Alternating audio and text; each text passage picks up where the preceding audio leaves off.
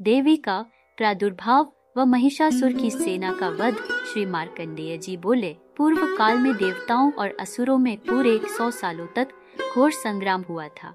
उसमें असुरों का स्वामी महिषासुर था और देवताओं के नायक इंद्र थे। उस युद्ध में देवताओं की सेवा महाबली असुरों से परास्त हो गई। संपूर्ण देवताओं को जीतकर महिषासुर इंद्र बन बैठा। तब पराजित देवता प्रजापति ब्रह्मा जी को आदि करके उस स्थान पर गए जहाँ भगवान शंकर और विष्णु विराजमान थे। देवताओं ने महिषासुर के पराक्रम तथा अपनी पराजय का यथावत वृत्तांत उन दोनों देवेशों से विस्तार पूर्वक यह सुनाया। वह बोले, भगवान महिषासुर सूर्य, इंद्र, अग्नि, वायु, चंद्रमा एवं वरुण तथा अन्य देवताओं के भी अधिकार छीन कर खुद ही सबका अधिष्ठा बन बैठा है। उस दुरात्मा महिष ने समस्त देवताओं को स्वर्ग से निकाल दिया है और अब वह मनुष्य की भांति पृथ्वी पर विचरते हैं। दैत्यों की यह सारी बातें हमने आप लोगों से क्या सुनाई। अब हम आपकी ही शरण में आए हैं, उसके वध का कोई उपाय सोचिए। इस प्रकार देवताओं के वचन सुनकर भगवान विष्णु और शिव जी ने दैत्य पर बड़ा क्रोध किया। उनकी मोहे तन गई और मुख टेढ़ा हो गया। तब अत्यंत कोप से भरे हुए चक्रपाणी श्री विष्णु के मुख से एक महान तेज प्रकट हुआ। इसी प्रकार ब्रह्मा जी, शंकर जी तथा इंद्र आदि अन्य देवताओं के शरीर से भी बड़ा भारी तेज निकला। वह मिलकर एक हो गया। महान तेज का यह पुंज चलते हुए पर्वत सा जान पड़ा। देवताओं ने देखा, वहां उसकी ज्वालाएं संपूर्ण दिशाओं में व्याप्त हो रही थी। संपूर्ण देवताओं के शरीर से प्रकट हुए उस तेज की कहीं तुलना नहीं थी। भगवान शंकर का जो तेज था उसमें देवी का मुख प्रकट हुआ।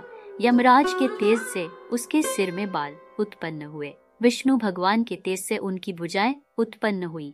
चंद्रमा के तेज से दोनों स्तनों का और इंद्र के तेज से कटी प्रदेश का प्रादुर्भाव हुआ। वरुण के तेज से जांघ और पिंडली तथा पृथ्वी के तेज से नितंब भाग प्रकट हुआ। ब्रह्मा के तेज से चरण और सूर्य के तेज से उनकी उंगलियां उत्पन्न हुई। वसुओं के तेज से हाथों की उंगलियों और कुबेर के तेज से नासिका प्रकट हुई। उन देवी के दांत प्रजापति के तेज से और तीनों नेत्र अग्नि के तेज से प्रकट हुए। उनकी भौहें से भी उनको देखकर महिषासुर के सताए हुए देवता बहुत प्रसन्न हुए। पिनकधारी भगवान शंकर ने अपने शूल से एक शूल निकालकर उन्हें दिया। भगवान विष्णु ने भी अपने चक्र से उत्पन्न करके भगवती को अर्पण किया। वरुण ने भी शंकर भेंट किया। अग्नि ने उन्हें शक्ति दी और वायु ने धनुष तथा बाण से भरे हुए 2 तरकश प्रदान किए।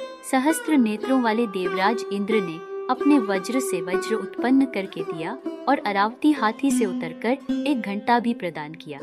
यमराज ने कालदनर से दनन, वरुण ने पाश, प्रजापति ने शक्ति की माला तथा ब्रह्मा जी ने कमंडल भेंट किया। सूर्य ने देवी के समस्त रोगकूपों में अपनी किरणों का तेज भर दिया। काल ने चमकती हुई ढाल और तलवार दी। क्षीर सागर ने उज्जवल हार तथा कभी जीर्ण न होने वाले 2 दिव्य वस्त्र भेंट किए। साथ ही उन्होंने अपने दिव्य चूड़ामणि, 2 कुंडल, कड़े, उज्जवल अर्धचंद्र, सब भागों के लिए केयूर, दोनों चरणों के लिए निर्मल, नुपुर, गले की सुंदर असली, सब उंगलियों में पहनने के लिए रतन की बनी अंगूठियां भी भेंट की। विश्वकर्मा ने उन्हें अत्यंत निर्मल फरसा भेंट किया।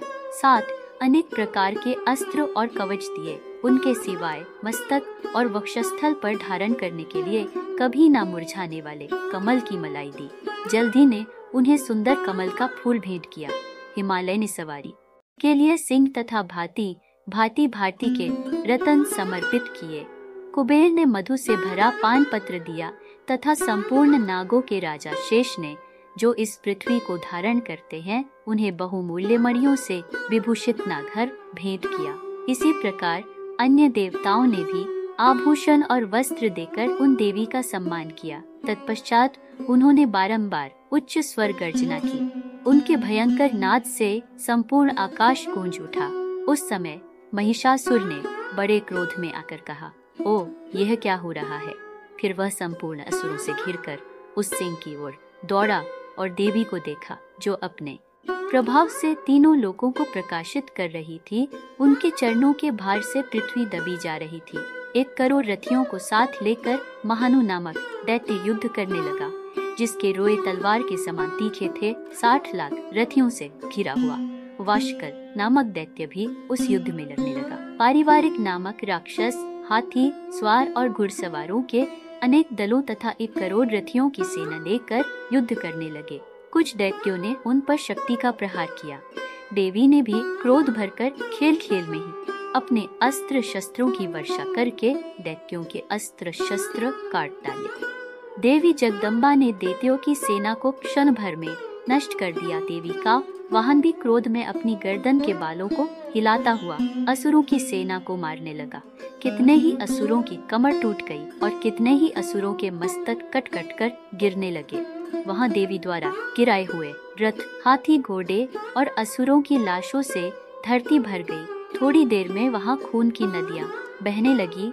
जगदम्बा ने दैत्यों की विशाल सेना को क्षण भर में नष्ट कर दिया। देवी का ऐसा रूप और युद्ध देखकर देवी जगदम्बा की जयकार होने लगी। सभी देवता उन जगदम्बा पर फूल बरसाने लगे।